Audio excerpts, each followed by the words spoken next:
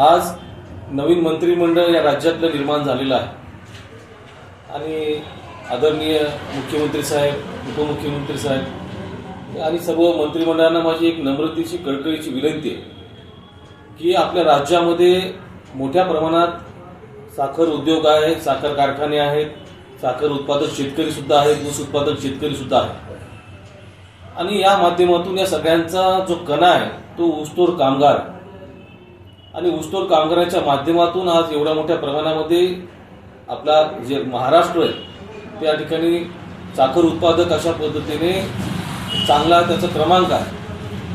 पण या माध्यमातून पाहिलं तर ऊसतोड कामगारांच्या नशिबी मात्र फार मोठ्या प्रमाणात त्यांच्या मागे अन्यायाची भावनाच निर्माण झालेली आहे। कारण आज ऊसतोड कामगार मोठ्या प्रमाणात महिला, पुरुष, त्यांच्यासोबत असणारे लहान मुलं आणि यांचे जर संपूर्ण जर आपण या ठिकाणी क्रम बघितला तर त्यांचं जीवन ते खूप कष्टाहून जात असतं। प्रचंड थंडी, बऱ्याच ठिकाणी पाणी मिळत नाही, जेवायला काय वेळेस अडचणी निर्माण होतात, राहायची परिस्थिती फार बिकट आहे।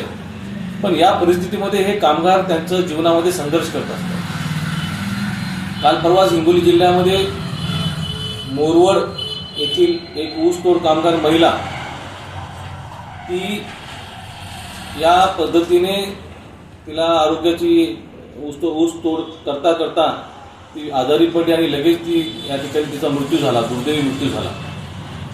पण आज शासनाच्या वतीनं तिला देण्यासाठी आज कोणत्याच प्रकारची ती नोंद नाही आणि या पद्धतीने पाहिलं तर तिच्यावर फार मोठ्या प्रमाणात अन्याय झालेला आहे।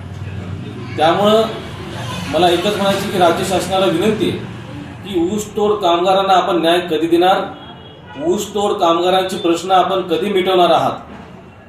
आज फक्त नावाला आपण त्या पद्धतीने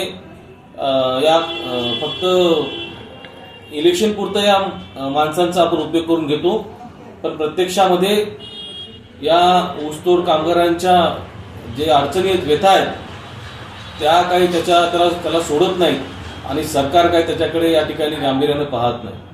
त्यामुळं माझी या ठिकाणी शासनाला नम्रतेची विनंती आहे की ऊसतोड कामगारांचा प्रश्न पहिल्यांदा आपण या ठिकाणी हाती घ्यावा आणि त्यांना न्याय द्यावा ही मी या ठिकाणी नवीन सर्वच राज्यातल्या राज्य सरकारला विनंती करतो।